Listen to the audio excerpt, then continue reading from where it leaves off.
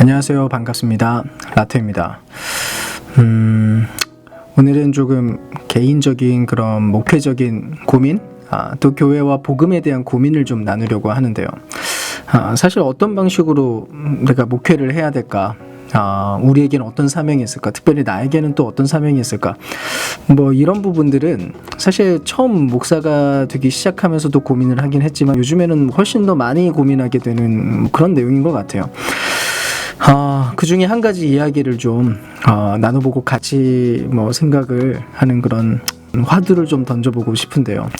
바로 어떻게 하면 복음을 우리 시대와 또 교회 안에 제대로 적용시킬 수 있을까라고 하는 바로 그 점입니다. 그러니까 선교적 용어로 바꾸자고 하면 이제 복음의 상황화라고 할 수 있겠는데요.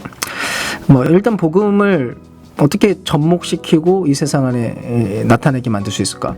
그러니까 복음이 상황화된다는 게 무슨 의미냐면 어쨌든 우리는 모두가 다 특별한 공간 속에 살아갑니다. 상황이 계속 달라요. 누군가는 서울에서 살고 누군가는 대구에서 살기도 하고 어떤 교회는 뉴욕에서 사역을 하기도 하고 또 어떤 교회는 어쨌든 대한민국 안에서 각각의 그런 사역을 하고 있습니다. 그러니까 근대를 또 살아갔었던 그런 교회들이 있었다고 한다면 이제는 2019년을 살아가는 그런 교회의 자리에서 우리는 서 있습니다. 그러니까 전부 다 상황이 다르다는 거죠. 그리고 그 특정한 자리에서 살아가는 사람들은 각각의 그 자리 때문에 생겨나는 여러 가지 질문들이 있습니다. 그래서 그 사람들, 그런 자리에서 이해할 수 있는 그런 언어와 형태로 또 그들이 힘있게 느낄 수 있는 그런 호소와 논증 방식을 통해서 그렇게 성경적인 답변을 들려줄 수 있어야 되고 또 그렇게 대안이 마련돼야 된다는 거죠. 그게 복음의 상황화입니다. 또 동시에 설령 그들이 듣고 싶어 하지 않는다고 할지라도 반대한다고 해도 그 답이 어쨌든 그들에게 주어지게 해야 된다는 거죠. 그래서 핵심적인 것이 대체 이제 어떻게 해야 복음의 본질을 잃어버리지 않으면서 동시에 매우 독특한 그 시대와 상황과 현실 안에 번역되고 적용되게 만드느냐, 이게 가장 중요한 문제라는 거죠. 그런 면에서 선교사들이 가장 진보적인 그런 특징을 가지고는 하는데, 왜냐하면 선교지에 나가보면 그 선교지 상황은 그냥 기독교적인 어떤 색채를 가지고 있는 그런 자리에 비해서 너무 독특하고 급박하기 때문입니다. 아프리카에 가가지고 그 아프리카에다가 대한민국의 예배 방식과 대한민국의 그 강단의 어떤 모양들 다 도입하고 이런 것이 그게 교회를 세우는 본질이 아닌 거죠. 그런 거 하나 없어도 예수 그리스도의 사랑과 은혜 그리고 그 구원이 임하고 하나님을 예배하는 공동체가 일어서게 되는 거, 그게 본질이잖아요. 그러니까 그 일들은 그들만이 가지고 있는 그런 특별한 문화와 그 특별한 이해 방식 속에서 아주 깊이 고려가 돼야 되는 그런 내용들입니다. 그러니까 만약 우리가 현재 우리의 교회 안에서 또 대한민국 안에서 상황화가 이루어져서 복음이 전하게 된다면 아마 그 내용 자체가 매우 매력적이고 명료한 모습일 거예요. 동시에 아마 그런 복음이 전해지게 되면 오직 예수 그리스도만을 의지하도록 회개가 요청되게 되겠죠. 즉 문화에 적응되어 있긴 하지만, 그러니까 문화에 적응되고 그 문화 안에서 복음이 젖어들게 되지만 또 한편으로는 문화와 명백하게 맞서는 그런 모양이 될 거라는 것입니다. 그래서 우리 복음이 우리 현실 안에 지금 적응했으며 또 동시에 현실에 맞서고 있는지에 대해서 물어봐야 된다고요. 고민을 해야 됩니다. 만약 양극단에 있으면 결국은 열매를 맺을 수가 없는 거예요. 문화에 완전히 적응하기만 하면 세속화가 진행되어 있을 거고, 만약에 문화라고 하는 것 자체 계속해서 끊임없이 그냥 완전히 정면 대결하고 반대하고 맞서기만 한다면 그거는 근본주의자적인 그런 고리타분한 현실을 벗어난 그런 미친 종교 취급을 아마 당하게 될 겁니다. 방금 제가 드린 말을 이해해 보려면 간단히 한번 생각을 해보세요. 공통적인 현상이 하나 있어요. 혹시 어떤 목사님이 설교를 했어요. 설교를 들었는데 그 설교의 내용이 성경적으로 교리적으로 충분히 건전하고 정확한 그런 내용들을 전달했어요. 근데 이상하게 그게 너무 졸리고 집중이 안 돼가지고 들리지도 않고 막 하품만 나오는 그런 적 있잖아요. 아마 있을 거예요. 저도 그러니까. 왜 지겨운 거예요? 지겨운 이유가 뭐예요? 일단 한 가지는 설교의 구성 자체가 너무 단조롭고 뻔하니까 그랬을 수가 있어요. 근데 훨씬 더 중요한 문제가 있어요. 그게 뭐냐면 그 설교가 내 인생과는 아무런 관계가 없다고 느꼈기 때문에 아마 그랬을 거예요. 굳이 무언가 설교를 듣는 내내 상상할 것이 없었어요. 내가 대체 어떤 방식으로 상상을 해야 되고 무엇을 느껴야 되는지에 대해서 전혀 내 인생이 달라질 여지가 없는 그런 내용들을 듣고 나면 사실 하품이 나올 수밖에요. 즉 듣는 사람의 일상적인 인생과 우리가 사는 세상에 대해서 그것에 대해서 진리가 파고 들어가지 못하면 설교 자체가 지루해질 수밖에 없어요. 여러분, 우리는 지금 현재 2019년 상황 안에서 그 고민 속에 살고 있어요. 각자의 치열한 문제들과 씨름하면서 그렇게 살고 있어요. 2019년 안에만 해당되는 그런 모양들이 있다고요. 수천 년 전에 근데 그 책들을 꺼내놓고 그 책의 상황을 현재 안에다가 아무런 고민 없이 전달을 해버리면 대체 어떻게 될까요? 혹은 뭐 수십 년 전의 상황에서 쓰여진 우리랑 전혀 다른 현실 속에서 외쳤던 그 당시에는 혹시 대단했던 설교자라고 할지라도 그 사람의 설교를 가져다가 베껴 쓴 내용 가지고는 무슨 마음의 동요가 일어나겠어요? 그럴 리가 없는 거죠. 우리가 가지고 있는 우리의 문화가 뭔지를 잘 보아야 됩니다. 대체 뭐가 이 사회에 근간이 되어 있고 무엇이 지금 이 안에서 희망으로 자리 잡고 있는지, 그러니까 세상이 만들어낸 희망이 대체 뭔지, 그 안에서 대체 어떻게 예수님만이 우리의 해결책이 되는지가 밝히 드러나야 된다는 거죠.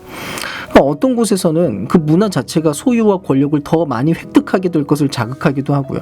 또 어떤 곳에서는 너무 개인적이고 너무 주관적인 그런 모양이 나타나서 과도하게 개인의 자유를 추구하게 되는 뭐 그런 모양들도 분명히 있습니다.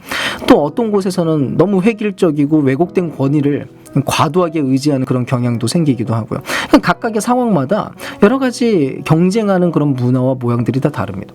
이런 것들은 각 사회와 개인들이 공유하고 있는 그런 경험들인 거죠. 이런 문화들 안에 우리가 자연스럽게 받아들이고 있고 이미 동화된 그런 문화 안에 복음이 상황화되고 복음이 진실로 적용이 되어야만 우리의 이야기가 곧 예수 그리스도 안에서 복된 이야기로 바뀌게 되는 그런 발견을 할 수 있게 되는 것입니다. 지금까지 설명한 이 내용 때문에 교회의 구조적인 형태나 방식 역시도 전부 상황화될 필요가 있다고 생각을 하는 거예요. 예를 하나 들어볼게요. 어떤 설교는 뭐 너무 길어요. 어떤 뭐 목회자의 설교가 너무 길어서 회중들의 반응 자체를 완전히 무너뜨리게 되는 일이 벌어지게 됩니다. 사실 인간의 삶에서 아주 예민한 것 중 하나가 사실 시간이거든요. 너무 늦다, 너무 길다 라고 하는 그런 개념이 우리에게 들어오기 시작하면 문제가 생겨나거든요. 근데 이게 시대와 상황마다 장소마다 다 달라요. 어떤 사람들은 뭐 이 정도 시간을 길게 느끼는데 어떤 사람은 이만큼을 했는데도 짧게 느낀다, 뭐 이렇게 되기도 하죠. 중국 같은 경우는 예배를 아주 오래 드리기로 유명했어요. 지금은 어떻게 되는지 잘 모르겠어요. 우리나라도 예전에는 아마 그랬을 겁니다. 근데 솔직히 말해서 현대 사회는 그렇지 않아요. 현재 상황에서는 시간이 길어지는 것을 견딜 수가 없어요. 또 나이가 든 사람이랑 또 나이가 젊은 사람이랑의 그 시간적인 개념에 대한 차이도 분명히 있겠죠. 그러니까 예배의 시간을 우리가 어떻게 세팅을 하느냐에 따라서 누군가는 끌어들이게 되고 누군가는 자연스럽게 밀어내는 그런 상황화가 또 진행되기도 해요. 또 찬양도 어떤 찬양을 부르느냐에 따라서 어떤 집단은 끌어들이게 되고 또 어떤 집단은 밀어내는 일이 벌어지게 됩니다. 왜냐하면 문화와 상황과 현실이 각각 다 다르고 사람들마다 또 나이대마다 전부 다 다르기 때문입니다. 즉 현재 대한민국의 상황, 아니 좀 더 좁게 자기가 속한 지역 안에서의 상황, 해당 교회 안에서의 상황에 따라서 지금 교회는 굉장히 깊은 고민을 해야만 하는 그런 때가 왔다는 것입니다. 어쨌든 이전 사회랑 다르니까요. 개인적인 견해로는 새벽 기도의 전통, 우리나라가 가지고 있는 그 새벽 기도의 전통에 대해서도 저는 새로운 방식의 기도 운동이 필요하지 않는가라는 생각도 들어요. 한때 우리나라는 농경사회였잖아요. 그러니까 샤머니즘적인 기도에 굉장히 익숙했습니다. 그리고 농경사회였다 보니까 밤이 되면 자연스럽게 불 다 꺼지고 그때는 다 잠이 들었었어요. 그 상태에서 유지되고 그 상태에서 발전되어 만들어 온 게 어쨌든 새벽 예배잖아요. 근데 현대사회는 그런 모양이 아니에요. 현재 우리는 원하든 원하지 않든 그런 패턴으로 살기가 어려운 실정에 와 있어요. 각자의 직업과 상황에 따라서 여러 가지 패턴의 삶이 지금 만들어지고 있어요. 택배기사 같은 경우만 해도 새벽 일찍 시작해가지고 밤 늦게까지 정신없이 달려다녀요. 항공기를 타고 일하는 스튜어디스나 비행기 조종사들은 그 스케줄이 일반 사람들의 것과 완전히 달라요. 어쨌든 중요한 거는 이 시대는 이전의 상황보다 훨씬 복잡하다는 거고 훨씬 바쁘고 예상 불가능한 그런 모양을 지금 하고 있게 되었다는 거죠. 근데 그런 상황에서 예전의 전통적 예배나 전통적 기도 방식을 유지할 수 있는 그런 직업을 택하라고, 그거 그만하고 할 수 있는 거를 해라, 뭐 이렇게 할 수 있습니까? 어차피 그럴 수 없잖아요. 그럼 어떻게 해야 됩니까? 일단 기도를 하는 거는 본질이에요. 기도는 반드시 해야 되고 왜 해야 되는지에 대해서 우리가 가르침을 얻어야 됩니다. 그래서 앞으로 기도에 대한 문제도 충분히 다뤄보고 싶은데요. 근데 새벽 기도만이 기도의 중요한 본질은 아니에요. 가장 중요한 본질은 아니라고요. 오랜 전통이기 때문에 저는 여전히 새벽 예배가 유효하고 기쁨이 있고 소망이 되는 아주 중요한 장치라고 생각을 해요. 근데 그냥 그것만으로 남겨두기에는 현 시대 안에서 젊은 층의 기도가 점점 사라지고 있다는 것이 분명하다는 것입니다. 지금 교회 가서 보세요. 젊은 사람이 있는지. 새벽 기도하는 사람 중에 젊은 사람들은 거의 없어졌어요. 근데 앞으로 이제 조금 시간이 지나고 나면 아마 새벽 기도를 하는 사람의 인구는 그냥 없어져 버릴지도 모릅니다. 그럼 그때 가서 갑자기 기도를 어떻게 시켜야 될지 고민하면 그거는 늦게 되는 거죠. 어쨌든 새로운 방식의 기도 훈련과 새로운 모양의 기도 공동체를 세우는 일을 저는 시도해야 된다고 생각해요. 과연 그것이 어떤 방식과 어떤 모양으로 자리를 잡을 수 있을지에 대해서는 뭐 잘 모르겠어요, 솔직히. 다만 획일적인 모습은 아닐 거고 각각의 직업군과 패턴에 따라서 교회가 굉장히 다양한 모양으로 기도를 격려하고 또 그렇게 가능하게 만드는 일들을 시도해야 된다고 저는 믿어요. 어쨌든 우리는 지금 문화에 둘러싸여 있고 끊임없이 이것이 새로운 모양으로 흘러가고 있다는 사실을 기억해야 돼요.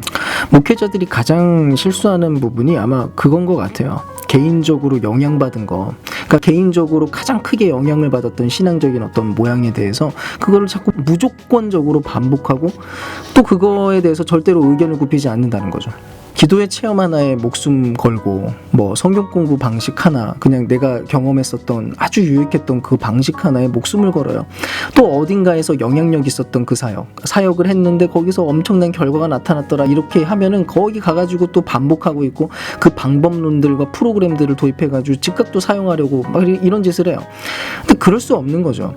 우리는 자꾸 고민하면서 자꾸 시도하고 실패도 경험하면서, 근데 어쨌든 복음을 상황화시키고 복음을 적용시키면서 그렇게 나아가야 되는 것입니다. 시대가 바뀌고 있어요. 사실이잖아요. 목회를 자꾸 이전 세대에서 성공한 사람들에게서 너무 배우려고 하지도 마세요. 어차피 그거는 그 시대 거예요. 물론 뭐 그 안에서 배울 게 전혀 없다는 얘기는 아니에요. 본질적인 것을 발견할 수 있고 그 안에서 물론 배우고 감사해야 되고 또 동기부여가 되는 그런 부분들도 분명히 있을 겁니다. 근데 그거를 그냥 있는 그대로 가져오는 것은 절대로 안 된다는 거죠. 방법론을 배우려고 하면 어쨌든 문제가 생겨요. 지금은 맹목적인 보수교회가 필요한 때가 아니에요. 계속해서 근본주의적인 목소리를 내려고 하는 그런 사람들이 점점 더 많아지고 있고 교회가 점점 분노로 들끓고 있고 화를 많이 내고 사람들을 자꾸 미워하는 이유가 전부 그거예요. 맹목적인 보수교회의 상황으로 계속 몰아져 가고 있어요. 근데 진정한 복음을 바르게 이해하고 세상에 대해서도 바르게 파악하고 정말로 성경이 무엇을 말하는지에 대해서 더 집중하는 게 그게 진짜 보수잖아요. 그게 성경을 보수하는 거죠. 하나님의 말씀, 하나님의 능력, 하나님의 그 기원, 그분만 가지고 있는 그 신실한 능력, 그거 믿는 게 그게 보수죠. 엉뚱한 거, 예전에 가지고 있었던 그런 전통에 머무르려고 하는 거 그만둬야 된다고 생각합니다. 어쨌든 그런 고민과 그런 시도가 계속 이루어지는 그런 교회와 목사가 필요한 때라고 생각을 해요.